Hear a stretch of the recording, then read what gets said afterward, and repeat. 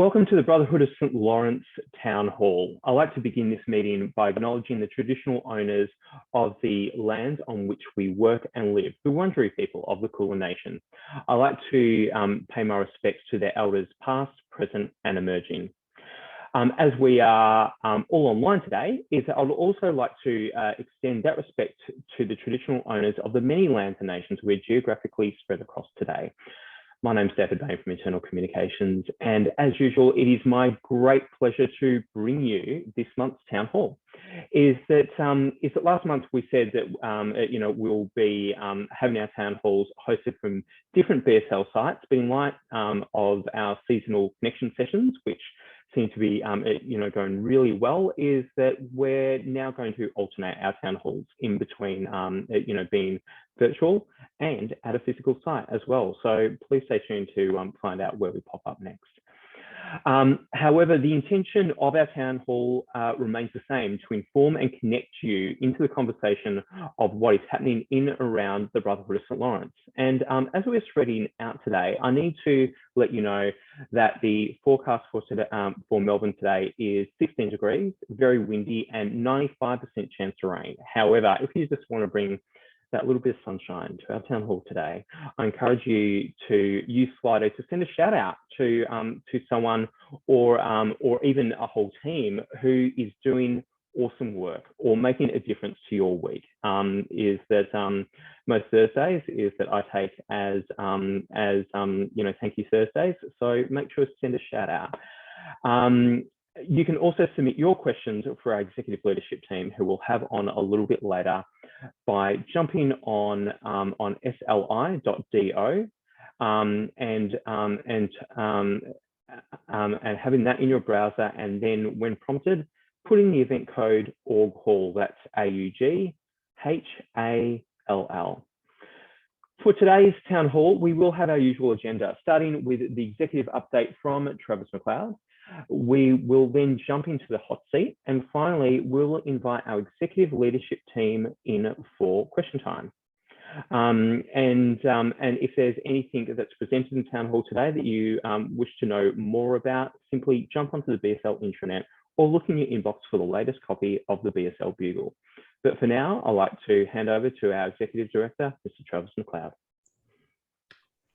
Well, thank you, David, on this Thank You Thursday, as you put it, and good morning, everyone. It's still morning. It has been another wet and windy day here in Melbourne, but we're less than 2 weeks away from the start of spring, which is pretty exciting. I'm looking forward to the warmer weather. I want to start by, like David, acknowledging the traditional owners, the Wurundjeri people of the Kulin Nation, pay my respects to elders past and present, and acknowledge any Aboriginal and Torres Strait Islander people who are joining this town hall and are part of the broader BSL community. It's been very exciting since our last town hall, watching the progress made on the Uluru Statement and a constitutionally enshrined voice to Parliament, with the Prime Minister announcing the likely referendum question on the voice. I'm going to start with a few shout outs, David, because it's been a very busy month right across the organisation, and I thought it would be nice to start with a few highlights. And I want to begin in Clifton Hill and the power of work being done by our aged care team there, where COVID outbreak status was lifted last week after a very long 5 weeks.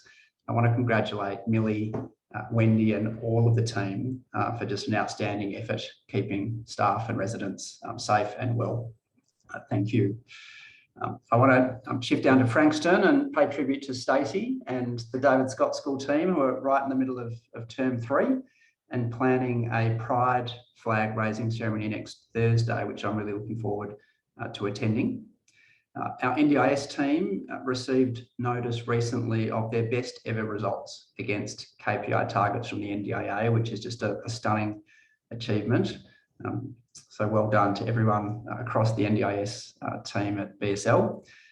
The foot traffic and sales in our stores continues to be phenomenal. And Mark Lane briefed the executive on this just a few weeks ago at the warehouse in Kensington. It does say a lot about the cost of living pressures being faced at the moment that the sales in those stores are so high, that the team and the managers and the volunteers at those stores are just doing a brilliant job. So thank you. It is timely, though, with the cost of living pressures, that our financial wellbeing team this week held a workshop about how they can extend and advance their efforts. And just today, we've released a new report on energy stress in Australia called Power Pain. And I actually got a text about an hour ago from my youngest brother who lives in Alice Springs, who heard the BSL team speaking about the report on ABC radio. So wonderful reach already with that report, and congratulations to everyone involved in putting it out.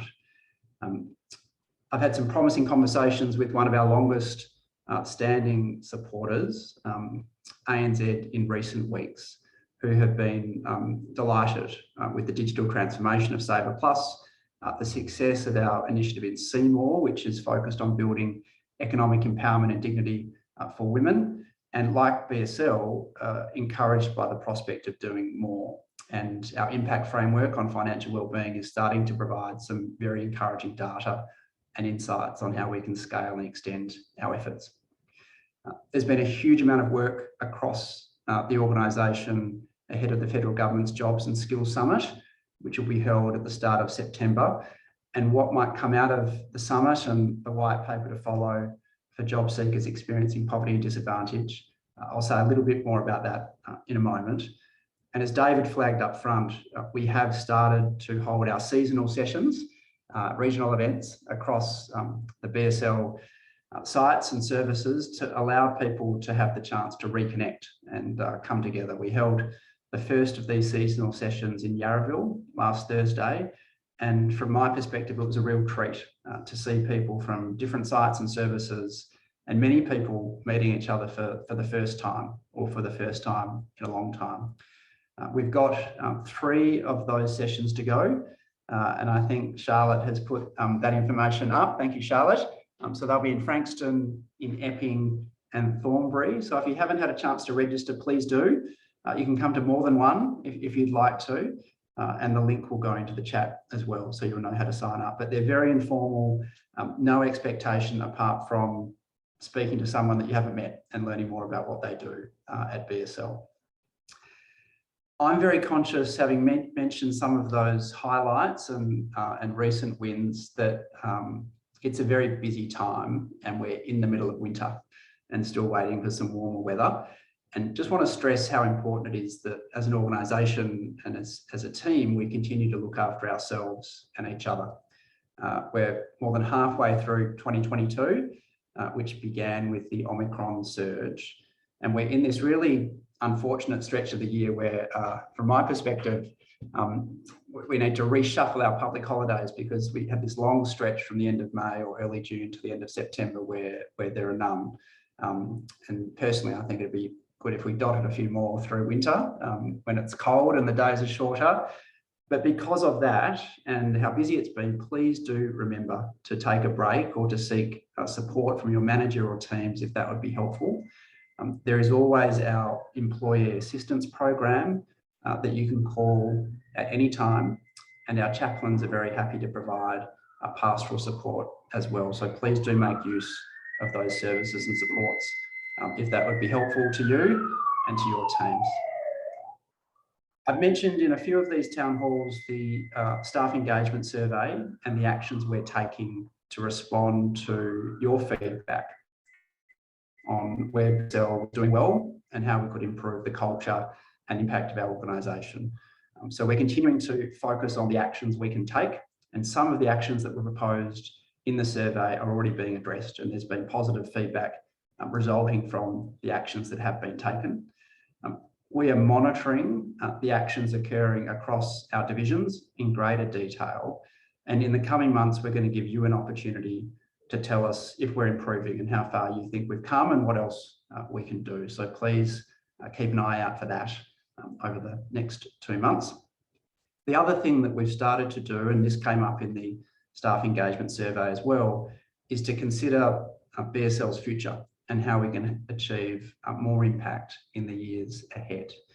And so part of that is looking at our existing strategic plan which covers the period 2019 to 2023. So we're in the last year of BSL's strategic plan. And we've started to bring people together across the organisation to review how we've performed against that plan, to determine what lessons, insights and priorities can carry us forward into a new set of strategic priorities. So the most recent part of that effort was to bring together our senior leadership team earlier this week to review the feedback we've received across all of the divisions on our performance against the current strategic plan. It was a really positive session, a really constructive discussion that articulated some very clear themes on what we can work on in the next set of strategic priorities. And what also came through very powerfully was a deep sense of pride in, despite the fundamental obstacles and being disrupted by a pandemic and extreme weather events, BSL has been able to hold fast and to stay true to its vision of poverty alleviation and prevention, and to hold true to that mission of serving those communities and participants most in need. You'll hear more about that strategy development process over the next few months. The last thing I want to mention up front, David, is the Federal Government's Jobs and Skills Summit, which, as I said up front, is being held on the first 2 days of September in Canberra. It'll be led by the Prime Minister and Treasurer and supported by other key ministers. And the summit will recommend some immediate actions and then some opportunities for medium-term and long-term reform. So around 100 people from business, unions and civil society will be invited, along with Commonwealth ministers and state and territory leaders. It's been a key focus for BSL over the past couple of months, given the breadth of our activities to boost employment outcomes for job seekers experiencing poverty and disadvantage. We've met with a number of key ministers, departments, ministerial officers, and we've been invited to participate in many of the ministerial roundtables taking place before the summit. I'm pleased to say we've also been invited to attend and participate in the summit. And what's particularly pleasing from my perspective, and I'm sure from all of your perspectives, is that 2 participants in our employment programs look like they will be given the chance at the summit to share their experiences. And one of them, Shama Hussain, did so directly with Minister Ali at the Youth Roundtable last week. The other thing to mention in the context of the Job Summit is that we've been engaging very closely with the team at the Commonwealth Treasury that will work on the white paper over the next 12 months that follows the summit. And they're very interested in drawing on BSL's experience and expertise in delivering employment services for job seekers experiencing poverty and disadvantage, and keen to make more of the lessons and successes that BSL has seen in the employment services that we run. So I'm very proud of the effort being done right across the organisation to generate stronger and better outcomes at the summit for the people and communities that we care most about. And I'm looking forward to seeing what we can achieve both at the summit and in the discussions that follow through the white paper process. And as part of the lead up next week in Ballarat, I'll be giving a speech, the Menzies Oration, and joining a panel of young leaders to focus specifically on what can be done for young people and how they can have a better deal for jobs and skills on the way out of the summit. You can register to attend that virtually or in person next week. And I'm sure there'll be more to say on the Job Summit when we get to the hot seat. So David, back to you. Great, thank you very much, Trav. Jump onto the BSL intranet, to register for some of those events, including our seasonal connection sessions, as well as the Menzies Oration as well. For the Menzies Oration is that it does give you options to be there physically in Ballarat or to be there virtually online as well. So, before we move on to the hot seat, is that I'd like to thank our Auslan interpreters who are here today. Is that we have Priscilla and Megan. Thank you for joining us here today. Is that as usual, we are committed to accessibility, and we are also providing captioning in this session also. We're going to jump into the hot seat now. And last Friday, the 12th of August, was International Youth Day. And in the upcoming Menzies oration, Travis will be delivering the oration together with a panel of young leaders to ask the question, do young people in Australia have a future?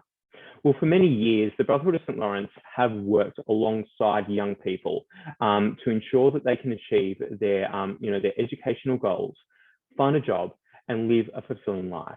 But according to the Albanese Labor government, younger people now face a future of high unemployment, depleted retirement savings, significant barriers to education and training, and a rent and housing affordability crisis. Now, with this outlook, we're going to be asking our hot seat participants today, what are we doing at BSL to change systems that force young people into poverty and disadvantage? And how can we really change from having a deficit focus into a capability focus?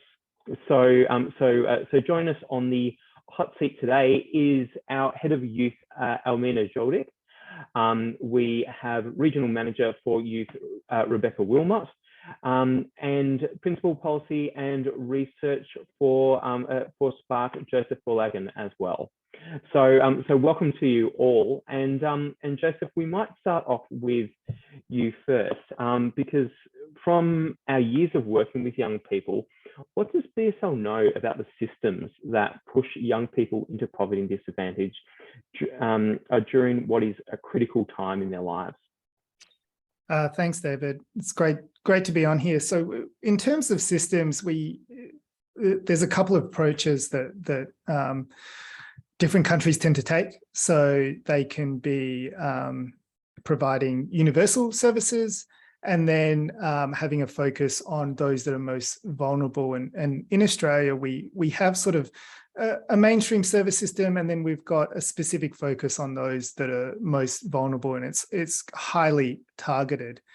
Part of the problem with this is what you just mentioned there. There's an assumption that young people have a lot of needs, they're at risk, they're vulnerable, and that justifies why we have a highly targeted system. When we're working from a capabilities approach, though, a lot of the work that we do in youth, which Elmina and Beck can talk about, we're looking at young people as a resource. You know, we work closely with them. They have aspirations, they have goals that they want to work towards. But unfortunately, because of the way we've set up these systems, we're not enabling young people. And so we've got this broken promise where we've said, look, get yourselves educated, get qualifications. This will lead to a decent job. And for this generation of young people, that really hasn't been happening. So yes, it's a crucial time in their lives and we need to set them up, but we also need to look at young people as clearly they're the future. So our health and the wealth of our communities really depends on young people. They're going to be the next generation of carers, teachers. They're the ones that are going to have to lead us through responding to climate crisis. But at the moment, that future looks pretty uncertain. So it's really our job at the Brotherhood to rebuild that hope and put some trust back in these systems. And Elmina, is that you're the head of youth. What does BSL do to prevent young people from falling into poverty and disadvantage? Thanks, David. It's nice to be here with everyone. And thanks, Joseph, for passing the baton over to me. Always love following your session and your chat. I think just connecting that question to what Joseph is kind of hinting at, I think it's important to kind of ask the question as well, before I get to what does the Brotherhood do to support young people. In actual fact, Beck will cover that really well. It's, I guess because Beck works in Frankston. So for me, the more important question is why young people? And why do we focus on young people specifically? It's really important to recognise the transition that happens for young people, no matter what their early childhood or the early years were like. That transition piece from being a child to being a young adult can be tumultuous for many young people. And so in that transition piece, young people go through a change phase where they discover themselves, where they think about who they want to be in life, where they think about what they don't want to do in life, and they kind of maybe rebel against everybody around themselves. If they're so lucky to have a family around themselves, they might rebel against their parents. And in that transition piece, you know, young people's dreams are formed on a vision for themselves. And it's really important that the society around them can actually offer that vision and actually enable it. So at the Brotherhood, in our effort, working closely with Joseph and the Spark team, the community programs youth team, kind of, I guess, lives out this big vision that we have for young people. And that vision is really theirs, that they want to thrive. They want to be able to, you know, what do they want to do? They want to be able to have a good job, a job that they love, that they're inspired by, a job that can actually give them a sustainable livelihood. And so for us, that means that we work in place, in community. We recognise the Brotherhood's role is key around value adding in community around young people. And Bet can speak to that bit. The other big part that we do is really enabling. And really what we do there is enable other communities and other organisations to lead the charge around changing those systems that Joseph spoke about, that are really deficit, to systems that can enable young people and communities to see the change that they want for themselves. And the Brotherhood's role in that is really to support communities, to give the evidence, to document, to advocate, and to have and hold and develop a big policy ambition and agenda. So I might finish up there and pass back to you, David. Great, thank you. Rebecca, we'll come to you now. Is that you know, in your office in Frankston, although I think you may be in you know, Broadmeadows today, is that with the young people who do come through our doors, is that, can you describe to us who are these young people? Yeah, thanks for having us, David. So I guess the young people that we get the opportunity to work alongside come to us from many different pathways. And I think that's really important to capture, that we see our role as a key driver, as Almina mentioned, in community. So we are always working with our community partners, with our local schools in the region, as well as our Centrelink offices and all the facilities that actually enable young people to access services from them. So we see a really vital role to play in community, that we can be, you know, the conduit for young people when they come to us. So we always look at the aspirations of a young person when they come to us. It might be that they're looking actually to do some life administration, those simple things as opening a bank account, getting a tax file number. You know, the system is very challenging for a young person to navigate in order to access those services if they don't have the basic necessities around a birth certificate. One young person we recently worked with, it took 8 months to get access to a birth certificate for him to open a bank account. So our role is really to enable the young person to understand where the system is, what they need from the system, and then how to navigate it, to discover what it is they want to thrive through and look at as a career opportunity is really important to us as well. We're always working in an advantage thinking model where we're looking at the young person for where they want to go, where are they now, and how do we ensure that they get there safely in a thriving environment that sees them successful, whether that be in education or employment. We're also looking to upskill young people. You know, my team would actively tell you, my one line is make yourself redundant in a young person's journey. So our role is really to build the capacity and the capabilities of the young person to go on and thrive in community, whatever that looks like to them. Great. And look, you mentioned that you and your team use advantage thinking to see past the situation that the young person may be encountering and find themselves. How do you do this? Can you explain a bit more about that? Sure. Well, advantage thinking is a tried and tested model. I know Joseph and Almina could jump in here. We've used advantage thinking for a number of years. We actually have a fantastic practice and approach to this work. And we believe that when you apply a strengths-based capabilities framework when working with a young person, you really are, you know, building the capacity. So one of the things we always find interesting is when you ask a young person, what is it you like to do and what are you good at? You might be the first person in a young person's journey that's asked them that. Throughout education and employment, they may have been told what they can do, told what they're good at. But actually, when you sit down and understand what it is a young person sees themselves doing, you can actually start to frame a whole new conversation with a young person. Looking at goals. What is a goal to a young person, and understanding what it is they want to do. All of our team work as coaches. We're not caseworkers. So we work alongside the young person in their journey for them to achieve their own success. So when you think about advantage thinking, it's really about, where is it you're going? What does it look like to get there? And how are we going to make sure that happens for you?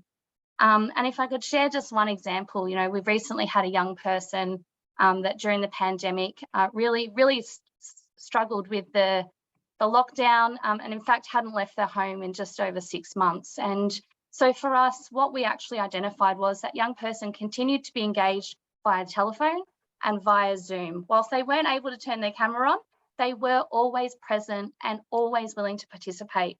So we worked with that strength.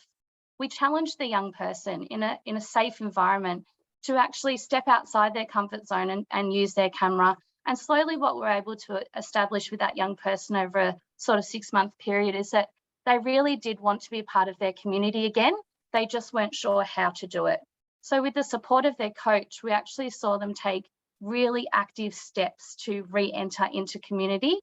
And, you know, I can very proudly say he's just completed his first month of employment with one of our partners. And again, that comes back to that really focused approach with a young person that allows them to thrive.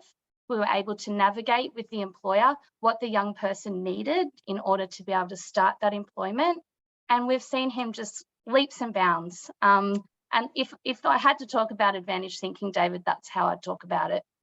That's great, and so it's really, and so that's what I would talk about, is it going by having a capability approach of looking at, what that person can achieve, as opposed to having a deficit, deficit approach and just looking at the service level. Joseph and Almina, something for the both of you is that while Rebecca's team are working on the ground to support young people to reach for their dreams, is what are the projects or policies we're working on to improve the systems that that they're finding themselves having to grapple with? All right, maybe I'll jump in. Look, in a nutshell, we can talk a lot about our work but it's the partnerships, it's the relationships, and it's our role as an enabling organisation, bringing together research, policy, and practice to convert those relationships into real opportunities. That's the transformative work. That's the systemic change work. That's the good work for all of us. And we don't do that separately. So it's practice, programs, research, doing that together. Some examples of that are obviously the National Youth Employment Body and our work in skills and training.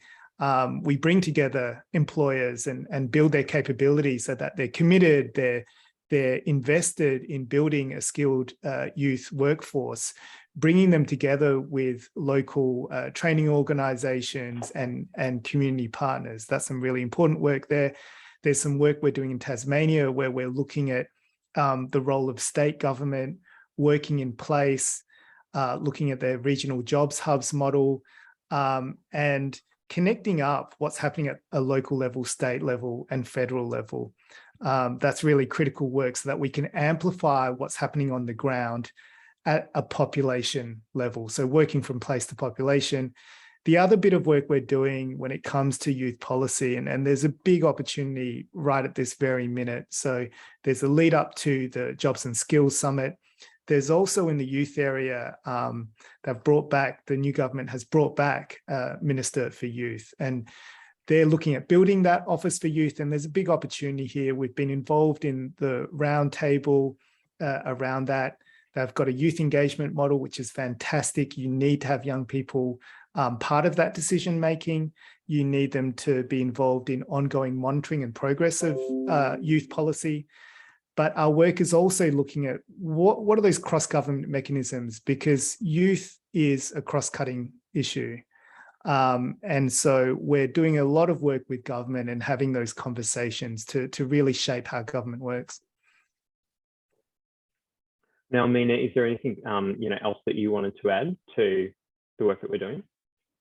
Not really. Really back up what Joseph was saying, and this is kind of, I guess, this has been a long-term agenda for the Brotherhood. Yeah, I mean, all of us that have been in the youth sector for a number of years, I think between Joseph, Beck, and myself, you could say probably close to maybe 50 years combined.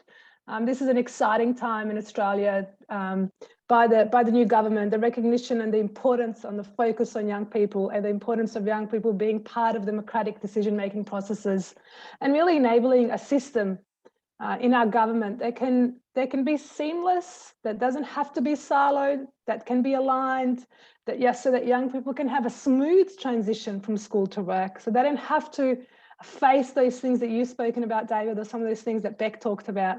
I think this is really exciting, and for all of us that have been around for a little bit of time, we're really looking forward to this next chapter, and we can't wait to hear Trav deliver his Menzies oration next week in time for the Jobs Summit and all the opportunities that will come our way around really progressing the youth agenda for the Brotherhood of St. Laurence. Great. Well, that's all we have time for the hot seat for. But look, I think a shout out that is on Slido says it all. Someone has said, love hearing about the amazing work my colleagues are doing with young people. Makes me so proud to work for BSL. And look, I think that says it all. So thank you so much for not only the work that you're doing, but also for being here today. So thank you. Great. We are going to jump into our executive question time now, and I'll invite on the members of our executive leadership team. And if you haven't done so already, is it jump onto Slido by typing into your browser sli.do and entering the code AUGHALL. That's AUGHALL. And with us today is that we have Sonia Bajalik from Marketing Engagement. We have Colin Foley, who is masking as David Bain, according to his description, from Aged Care. We have Lucia. We have Ismo from Spark. We have Rodney. We have Julie Knowles representing NDIS today, and of course we have Travers also.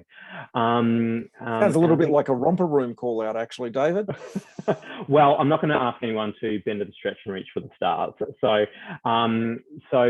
But what I will ask is that recently we had the first of our seasonal connection sessions in Yarraville, which I know that a number of you were at. And what was some of your takeaways from being in the room with a number of people who we probably weren't haven't been face to face with for quite a long time?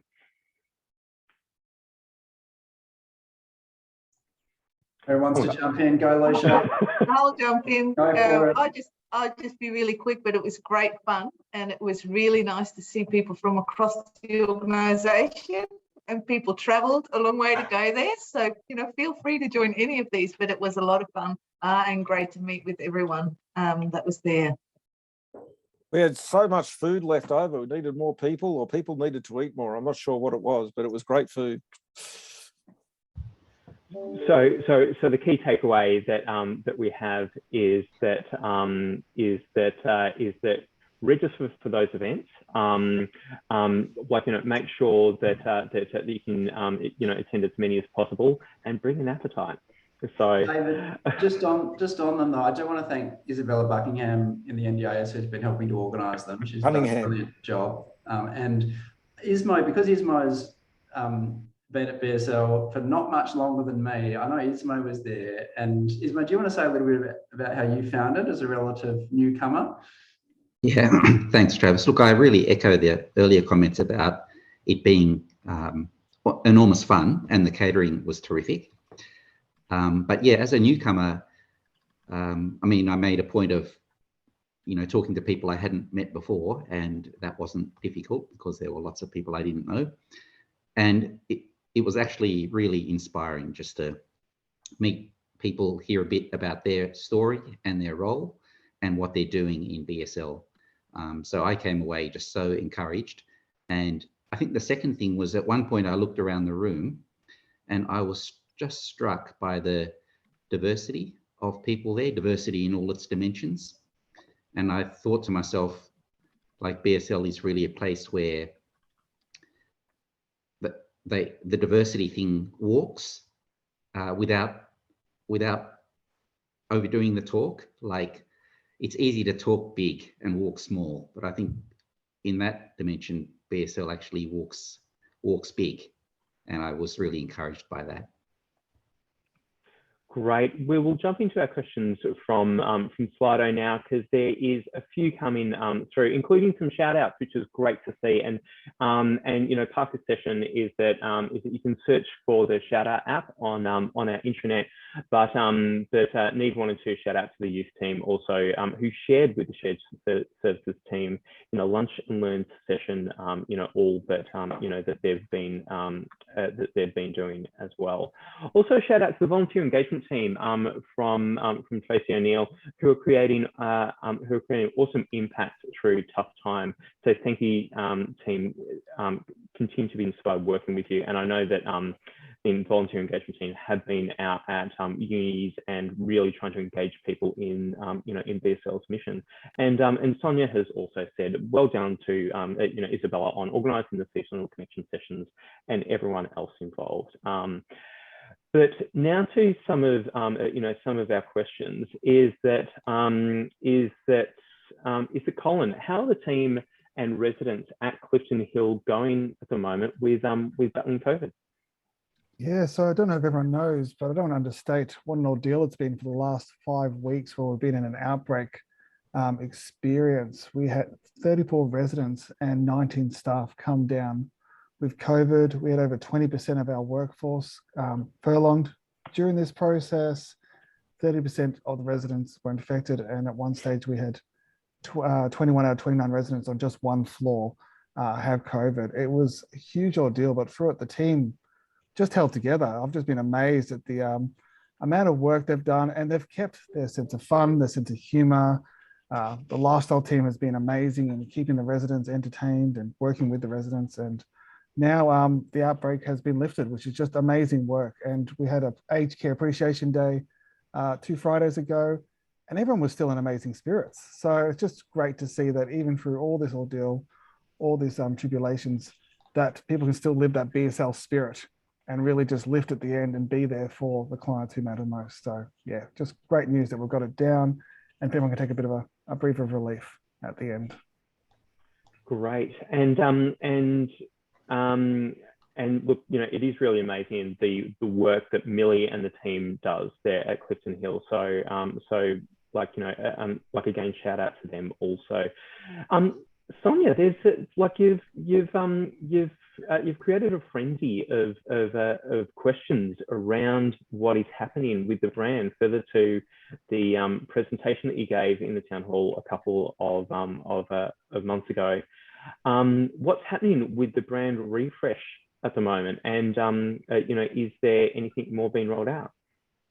Yeah, I just want to say that there is a lot of work going on in the background. Danielle D'Souza from our marketing engagement team is leading that work.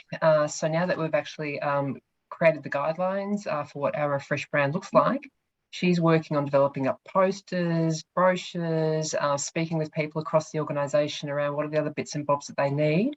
So those will all be ready and available shortly. The other thing that we've been doing is looking to roll out some lunch and learn sessions to help bring the brand to life in terms of how do we do that in our everyday work. So yesterday we actually had our first lunch and learn session where people who missed out on understanding more about the brand when we first talked about it were able to learn more. So thank you for those people that turned out yesterday, and we'll place a recording of that session on the intranet.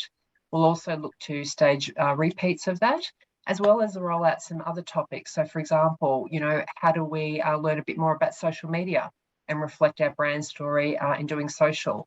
How do you do good presentations, and what are the tools and bits and bobs you can use to create BSL branded presentations? So there's a whole lunch and learn range of topics that are coming your way. So keep your eye on the comms as they come out from the internal comms team, and you'll be able to register for those too. Great, thank you. Is that Julie, coming to you now? Is that Trav spoke about the Your Voice Matters stuff survey feedback, but how has it been responded to by the team in NDIS? In NDIS, we've responded to, I guess Your Voice Matters has been addressed sort of at multiple levels throughout BSL. So Travis obviously outlined some of the ways BSL was responding through, you know, the seasonal connections events and considering the feedback and the strategic planning and strategic priorities and so on. NDIS is also looking at the feedback at a leadership level and at a local level in the ways that teams have identified as helpful to them. So some local ideas being implemented have been, you know, really just, you know, fairly basic things like increased attendance at town halls, reinstate whole of region events, you know, shared LAC, EC meetings, making sure that people are knowing what each other are doing, increased visibility and presence at leadership on sites, and attending each other's huddles, those sorts of things. At a leadership level, there's been increased communication, so things like the emails from Sue as a director, and there's the introduction of the forum, which is a virtual gathering of the whole service, the first which is going to be held tomorrow. So if I can do a shout out for that, if people could attend that, that will be a really informative session for people. We are having some cross-regional gatherings of meetings as much as possible given the COVID scenario. Much of the Your Voice Matters feedback was also mirrored in the service review feedbacks, and so there's a broad scope of work that's been broken down into projects, which Sue Hall will be talking about in the forum tomorrow, so that'll be really helpful to go through. And leadership are, I guess, trying to move around the sites and being more available for sort of those opportunistic conversations. I have to apologise. I've had to cancel about 15 site visits over the past 3 weeks because I've had a rotating house of COVID and I haven't wanted to bring that into the office. But everyone's well. It just meant that I didn't want to, as a technical close contact, come into offices, but they're going back onto the schedule. Lastly, can I just be a bit cheeky? And I just want to give a huge shout out to our teams. Our teams have done shown incredible dedication and commitment over the past, few years, really. And in time, it's been really tricky. And I wanted to acknowledge the work that our teams have done to just ensure that the people we work with can take part in everyday life in a really meaningful way and in a way that matters to them. And it's not just the team working face to face, but also the team supporting them. And your work over the last few years has meant that people have been able to take part. The people that we work for are able to take part in everyday activities that most of us just take for granted. And it's these little kind of daily moments that often matter most in life. And without them, we really do experience true poverty. So I just wanted to say thank you to everyone in the teams while I was there. Great, thanks, Julie. Big clap. The Rodney, coming to you now is that we. There's a couple of questions I'd like to pose to you. First of all, is that how are negotiations for the Community Services Enterprise Agreement going? Is it possible to send some brief updates as it progresses? Yeah, so the updates will be sent out by the HR team as it goes along. At this stage, what we're doing is we're working our way through the log of claims that came through from the ASU, and looking at how exactly we can respond to those, and the management representatives are carefully going over it, thinking about alternatives. And I can't remember when the next meeting is because I suspect it's while I'm on annual leave. Is that right? Anyway, it is progressing. It's progressing well. It will take a little while because this is the phase of really doing a substantive amount of work to actually look at the terms and conditions going forward for the next few years. And that was one of the reasons why we put the rocket ship approach onto extending the existing enterprise agreement so that we could take our time to do this one properly. So just to add to that, Rodney, the next meeting, I believe, is the 15th of September. Oh, damn, I'm not on leave. I'll extend my leave. We timed it just so you'd be back in time. But as you said, the team have been working hard to work through the log of claims and understand what they are, the nuances, and coming up with proposals around that. The notice of representational rights to all staff covered by that agreement went out on the 1st of July. So be assured that negotiations are well and truly in play. Right, thank you, Neve. Rodney, just on another subject, is that people are wondering, how does the Reconciliation Committee feed into the Reconciliation Representative meetings to ensure that the stretch RAP deliverables are being actioned? Great question. I'm going to do almost a political thing and answer the question that's not quite asked as well. So we're doing a lot of work to track our progress on the Reconciliation Action Plan. And over the past few days, I've been collating all of this information. And to date, as best as I can determine, we have completed 32 of the actions under our RAP. The target was actually 44 actions, but the ones that haven't been completed, there is good progress being made on by and large, or a couple of them have particular challenges. And I'm really impressed by the progress that's been made. That said, the committee is a little under-resourced at the moment. So we had a RAP coordinator role. That person left pursuing studies, and she was doing an extraordinary job. Then the next person has gone on maternity leave. So there's been a bit of a resourcing challenge, and we need to improve our communication to the reconciliation representatives. I'm looking for a new permanent co-chair to the committee to make sure that there is, sufficient capacity that everything keeps on ticking over from a communication point of view. So I think it's been a bit of a gap in terms of how we work with the reconciliation representatives, but we'll be upgrading our communications about that as quickly as we can. Great, thank you.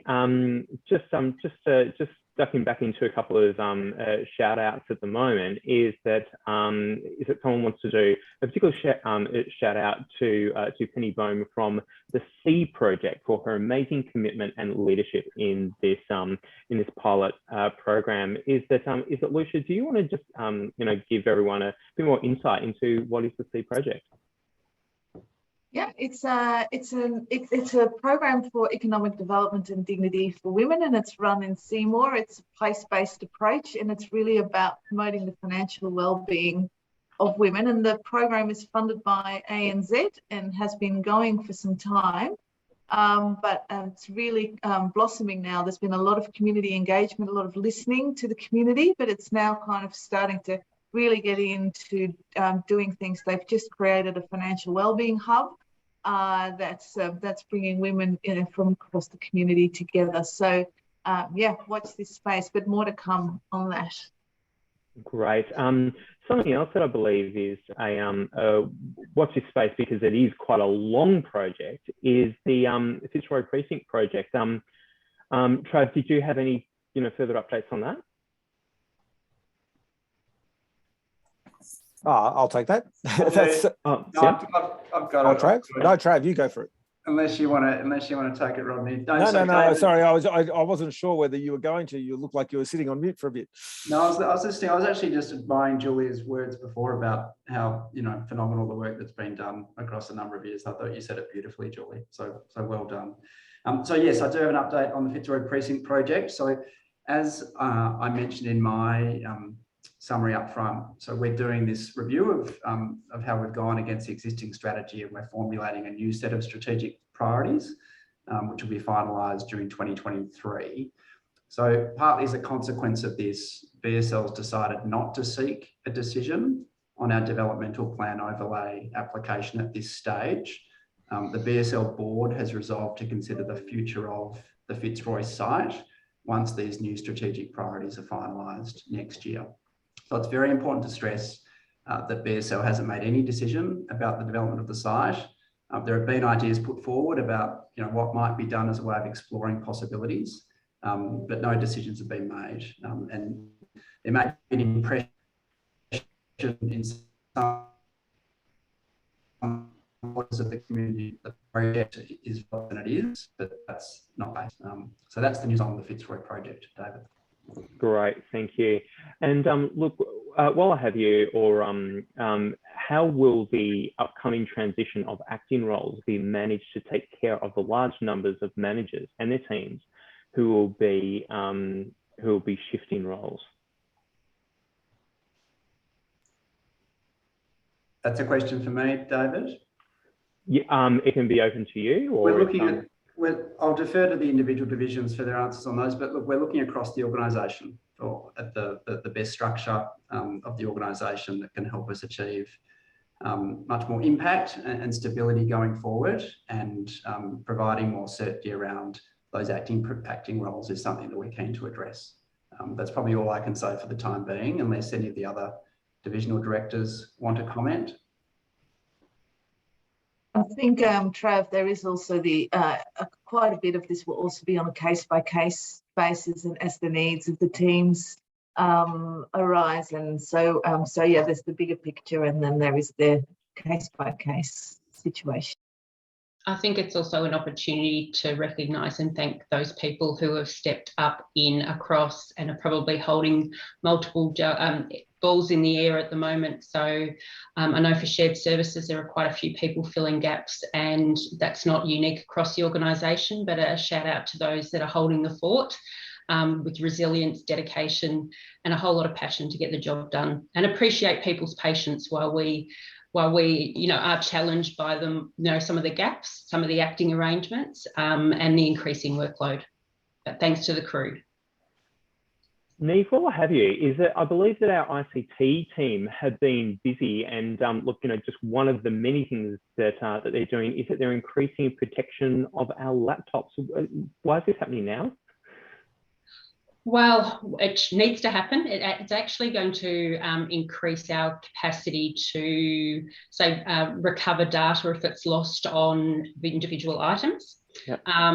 It will complement our 25-factor authentication, which I know people think that's a laborious step, but it will allow us to increase the days you require the two-factor authentication from 2 days to possibly 7 days to 30 days. Yeah. And interestingly enough, the team were put through, as in ELT, ICT, and business enablement, were put through a cybersecurity scenario last week, which provided us some interesting insights, and I think has highlighted the need for us to focus on some of those areas of cybersecurity, and how they intersect with our other multiple plans, from incident management through to crisis management. So watch this space. Now, understand is that this is all part of a big ICT strategy that's going to be rolling out for quite some time yet. Correct. Yeah. Good. Now, Julie, is that people loved your shout out before? Thank you for jumping in on that. Someone did raise is that NDI. Do you believe having case loads of 150 plus is sustainable for NDIS? Yeah, look, the model of NDIS is changing, and certainly the way that this work that we do with people has changed over the years. And I'll use a bit of tech jargon, renewals, longer plans, those sorts of things have had an impact on the way that we work with people. Certainly there is some new information coming out about the way that NDIS wants us to work with the people that we work with, and certainly the way that we will be likely funded under the new tender will change things as well. So all of this is being looked at as part of the service review. What you can really do in 7.6 hours a day is actually the issue. It's about how much and what things that aren't counted by NDIS that are also a critical part of the work that you do. For example, catch-up, supervision, training, all of those things that actually aren't counted as a KPI measurable somewhere. So we need to look at the whole gamut of work. 150 might be fine if you only have to do these things, but when you have to do all of those things, you may not be. So that's about understanding the work in a different way. Yeah. Ismo, we'll come back to you now, and because I believe that the Spark team have been doing some awesome work. First of all, is that Trav spoke earlier about the Job Summit, and how has Spark been preparing for this? Thanks, David. Yeah. So as Trav mentioned, the Job Summit, it's a great opportunity to influence policy in the short term and the medium and the long term. One of the things Spark and other parts of BSL are doing is participating in a series of roundtables to inform that summit. And I'll just give you a flavour of the topics for each roundtable. So the first one was on youth employment. So that happened last week. BSL was part of that. And then there are 4 upcoming ones. One is on employment of refugees and humanitarian entrants. That's happening tomorrow. One is on increasing participation and reducing barriers to employment. One is on employment for disadvantaged people. And the final one is on mature age job seekers. So what you can see from that is, as well as influencing policy through time, short, medium, long term, it's a great opportunity to influence policy across so many cohorts, from young to old. And it's so Spark is part of that, as are other parts of BSL. So it's a if it's as influential as some of the summits back in the Hawke Keating years, it'll be there's scope for optimism. Something else that Trav mentioned this morning was we had a member of the Spark team on ABC Radio National this morning, talking about a new report that we have out today. What's that new report? Yeah, thanks, David. Yeah, so hot off the press, Power Pain, which is a report looking at energy stress in Australia. So we're all familiar with the fact that the cost of living is increasing, and energy prices in particular are really spiking. And we're in the middle of winter, but a lot of households, obviously, their winter energy bills haven't landed yet. So that's a recipe for people experiencing energy stress, and particularly for households that are, experiencing disadvantage. So the report looks at the experience of energy stress over a period from about 2006 to 2020. And the sort of headline is that roughly 20% of households experienced one form of energy stress over that period. So 1 in 5 households, that's at a headline level. But below that, households experiencing disadvantage, they really get stung in terms of either not being able to pay bills on time, or having to switch off the heating or the cooling to pay for other essentials, or rationing, their energy use in other ways. So the report looks at that and makes some positive recommendations or suggestions about ways to alleviate that energy stress. So yeah, keep an ear out on the radio, keep an eye out on the TV, have a look at the BSL website and have a read of the report. It's good reading. Well done to Damien Sullivan for being on Radio National this morning and talking about that. So look, we do have one final question, and then Travis, that I might hand over to you to wrap it up. Is that someone did ask about how does BSL's youth employment work connect and collaborate with BSL's other employment programs? Oh, I'm happy to take that, David, and I'll be quick on that one. Trav referred earlier to all the work we're doing in employment. We've had a fantastic employment workshop, but that brought everyone from across the organisation working in employment together, really recognising that we need to work across the youth team, across the work of the WESI team, Spark, NDIS. There's quite a lot of work done on employment across the board. So we've had a workshop to work out, to kind of come together on what the vision is for that work.